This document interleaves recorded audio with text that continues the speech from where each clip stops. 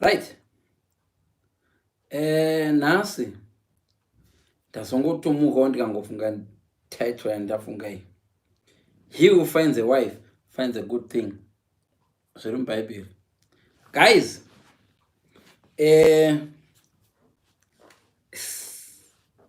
yakaipa. Nhaurwa iyi yekuti he who finds a wife finds a good thing iri very complicated. Vanhu vazhinji iri kuna Proverbs. Vhesi inotaurwa na Proverbs. Handisi kuparidza. Proverbs 31 verse 10.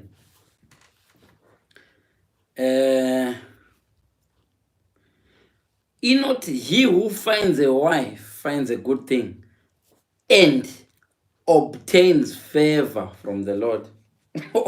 Guys, let me tell you one thing. Chinhu chinonzi mukadzi akanaka achinhongwe. Musafa makambonyeberwa kuti mukadzi akanaka anonhongwa. Mukadzi anonhongwa, yes, ene mukadzi, but mukadzi akanaka, a good wife, never anonhongwe. You have to find her. Anotsvakwa. Kana ukaona iwe mukadzi wako ari wokuti wakangomunhonga, handisi kuda insult vanhu vari married panapa, muchazviona henyu pamberi apo. Kana wako mukadzi wakaita wokunhonga, guys, handei tinotsvaka huni, hamunongi dziri paroad. Pamunotsvaka huni musango, you find. Utotanga kutarisa muti, totema upi uyo. Vamwe maitoenda nengwegwa yamunohuka nayo huni. Huni dzinotsvakwa, hadzinhongwi. Dzinonhongwa ndedzino dzokunovesa musiyo dzokubika sadza dzedu one day. Huni dzebakwa, rinonzi bakwa, dzinotsvakwa. Handei tinotsvaka huni. Minangiro, you have to forgive me. Bible wrote, he who finds a wife finds a good thing. And what is trying to say in this good answer? A man cannot attain anything better than a good wife. And an excellent good wife, and more precious than stones. So Proverbs 18:22, not he who finds, but Proverbs 31, an excellent wife are more precious than my jewels. Such a good wife is hard to find. Bible is not mukadzi haasi easy kuwana. So ndozvaka zvandada kungotaura izvozvo. Guys, mukadzi asi anotsvaka murume. Murume ndiye anotsvaka mukadzi. And haamutsvake mubhawa akazvongoti handei kubhawa, guys, handei out ndo anotsvaka mukadzi, or handei kuchechi kondo anotsvaka mukadzi. Pane maqualities emukadzi.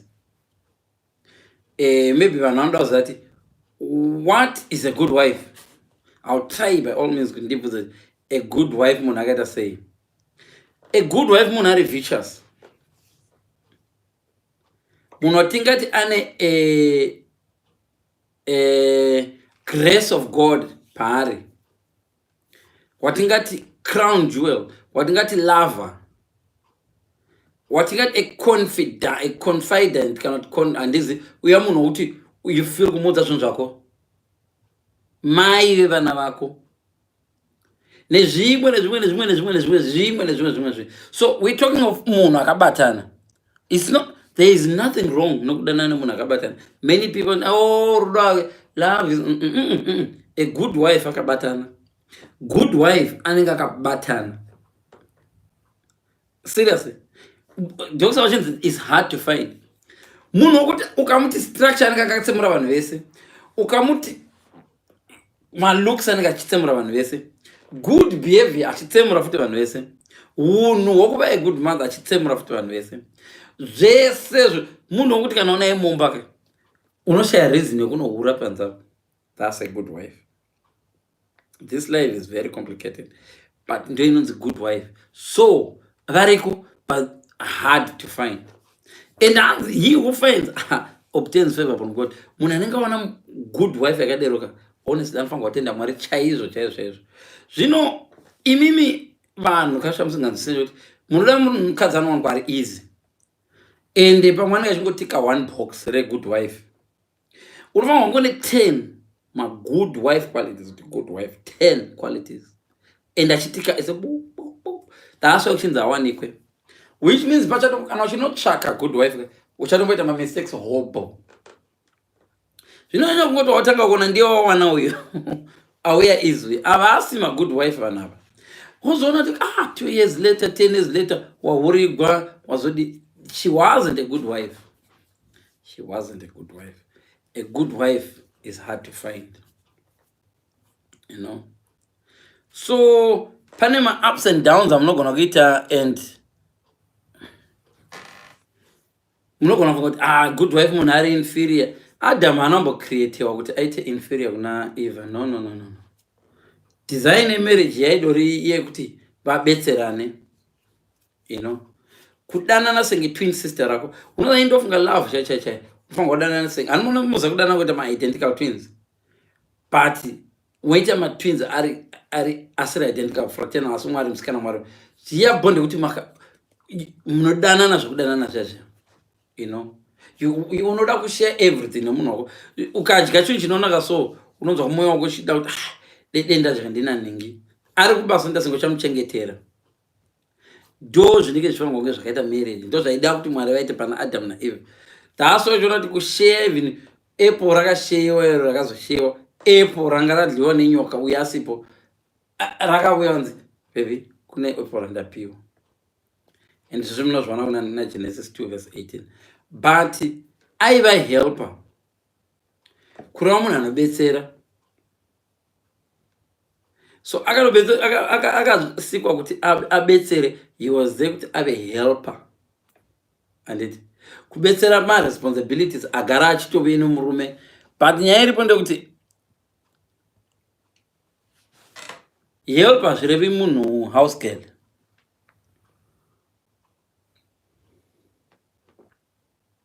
Ndingangoti she was a mate, a matching mate.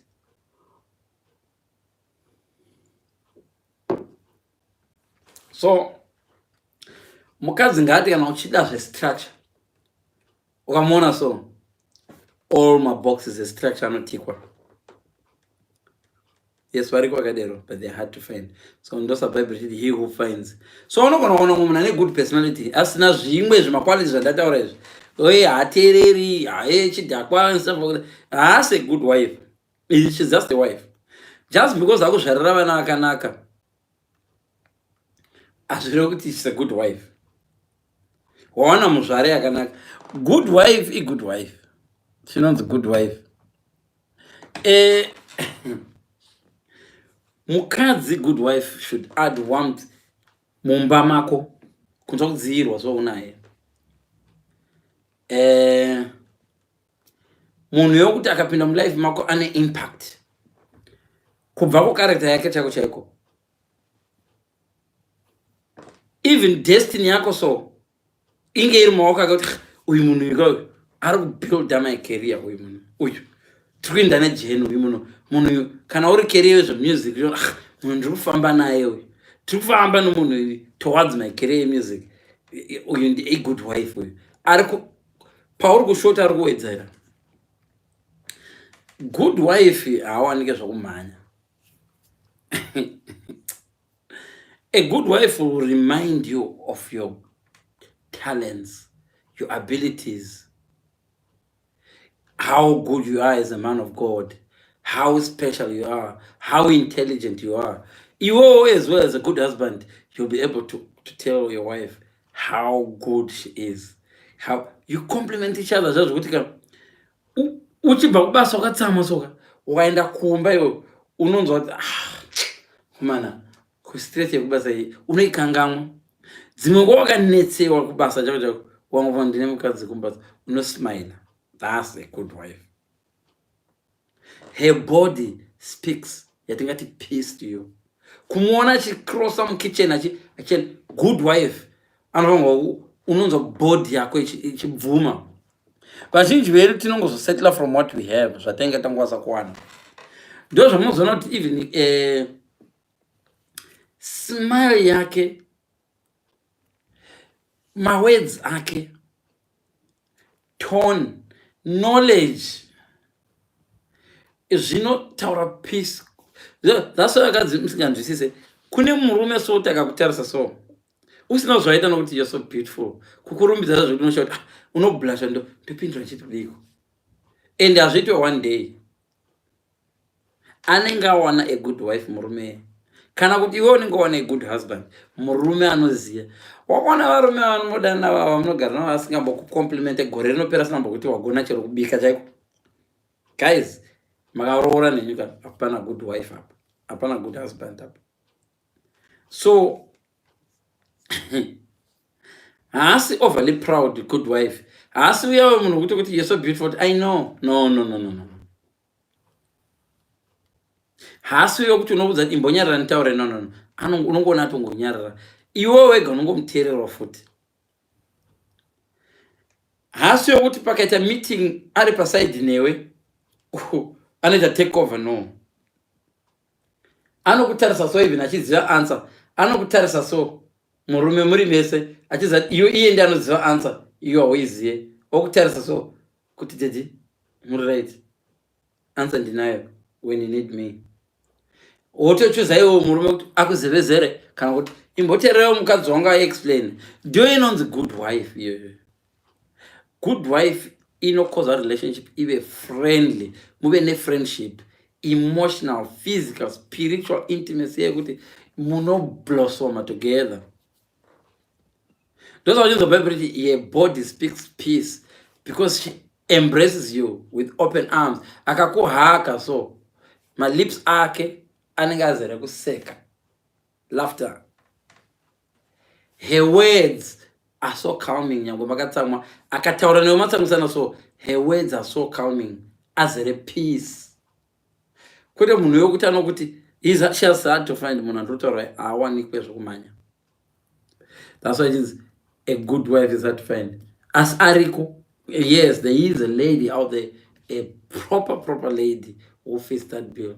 Munhu kuti even wamutsamwisa so ane calmness kekuti anotaura senge usina wamutsamwisa so ago.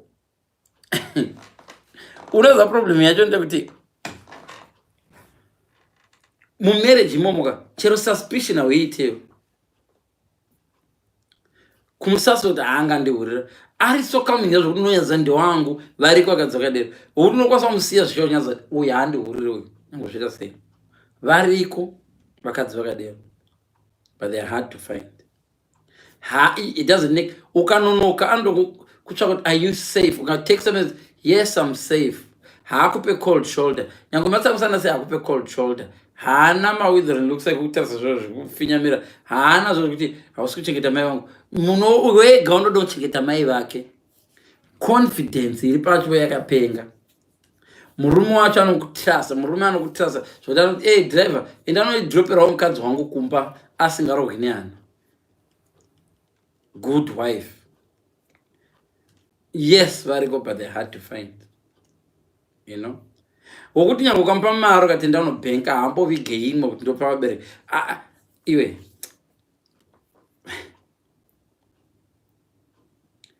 A good wife anomita madesires ako ese, you know. Paunoda kubata she's there. Unenge uchinyatsoziva kuti zvese maqualities ese auri kutsvaka unawo. Maqualities pamunhu waniye kwete vakawanda. Description andataura idzi kai, vamwe venyu kana muchitomboona see vasikana 5 padescription andataura, iye anenge ane maqualities ese ari 1. Iyeyu munhu andokutaura very good communicator, very good pazvese kani, but she's hard to find. Ariko, but it's hard to find. Variko vakadzi vakadero, but they're hard to find. Ndo vakadzi vaya kuti vanoita inonzi a healthy marriage, and vanochengeta vana, vanokuitira vaye her desire to be respected. Iwe murume anokupa respect yako, uchimupa respect, ari loyal. Munhu ari loyal ndeyekuti even ukaremara anoramba newe. Aiwa kana ndafa zvangu ndisisina kurara nemurume, murume wangu haazobatwa nediabetes, haachaite asi ndomfa naye. Zviri nani zvakuti ano nurture your children kuti vaite senge iye kana vari vasikana kana vari komana vaite senge dedhi vacho, kuita nurture. You know, she is always happy, wants to be happy with all that your man provides. Zviri mumba imomo hachive kuti dedhi but imamuna motikari Range Rover, onai ava neRange Rover, happy nedziri Datsun Pulsar yamunayo mumba iyoyo. You know, desire for recreational companionship, kuti munonzwa kusuva kuti dendafamba ndakamubata ruoko pabeach, ndakamubata ruoko kubeach, vanhu vandiona, you know, effortlessly. Antona, so ndosaka kuchizonzi neBhaibheri, an excellent wife who can find, she's far more precious than jewels. The jewels, you have to dig past kuwana jewel kunonetsa. Wambona diamond unongonongwa paruware unonongarira dobiwa kuno umwe majewels anonetsa kuwana. So as she's far more precious than jewels, chinhu chiri far more precious than jewels kurati nyangwe kutimba pasi unogona chishayiwa. The heart yemurume wake inomutrasta.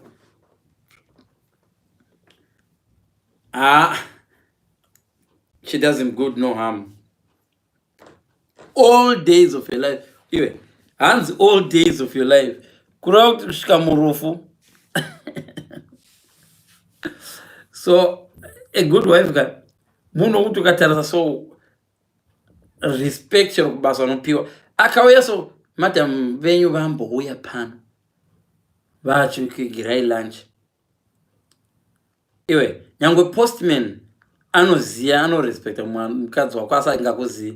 Ndimuna mukadzi, ndavaziva madam enyu, ndavaziva. Ndavaziva. Vanokwira bhazi naye vakamona pabhazi, ndiona you've got a good wife, Shamara. That's a good wife. They are there, but they're hard to find. So when you find such a wife, you obtain favor from God. Mara vangofevhika zvokutamba. Ukanzwa kuti I'm highly favored. When I'm not, I'm blessed and highly favored. Ukaona wafavhwa naMwari, wafavhwa. So he who finds this wife obtains favor from the Lord. Udengori, his blessing to find this love of your life. So haasi munhu kuti unongononga mbawa, haasi munhu kuti unongononga padating site. Aiwa, lezva zviri so easy sezvo Bhaibheri risina kuti rakazvinyorera. Remember, Bhaibheri shoko raMwari. Ukaona chinonyongwa naMwari ka kuti chiri hard, iwe ufunga unochinonga nekungokanda lottery. Lottery kati ndaona baby. Bhaibheri charo ukaona rati it's hard, rakanyogwa naMwari ka Bhaibheri. I'm not, you know.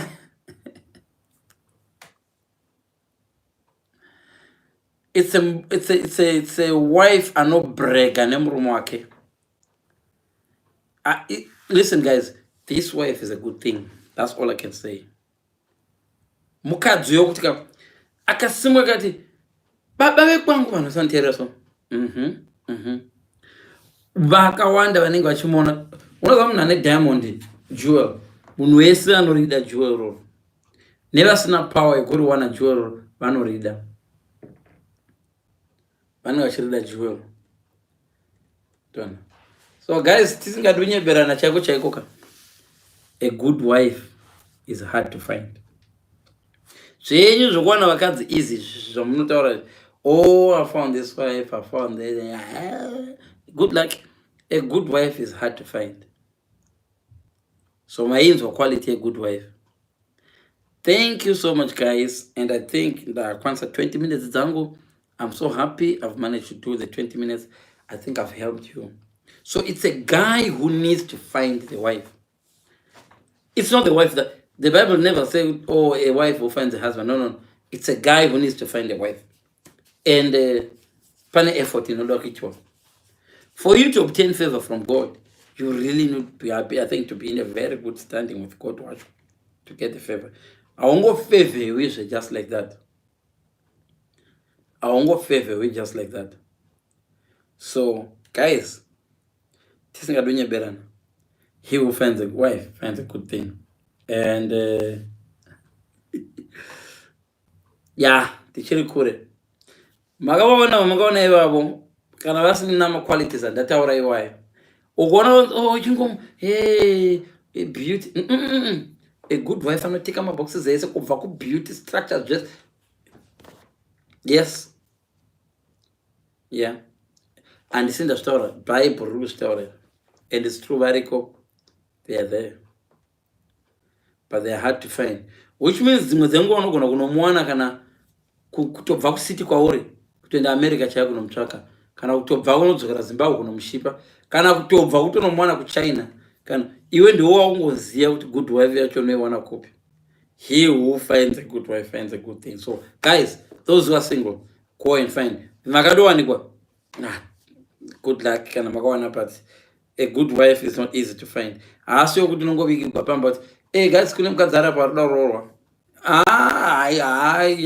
You'll never be a good wife here. So thank you so much, guys. Thank you so much for watching, and see you per next topic. I don't know kana ndanyatsotikana mune questions, put my questions down. Those right up our next topic. Thank you so much. Bye bye. I hope you find good wives and good husbands, Kunzoko. Yeah. Thank you.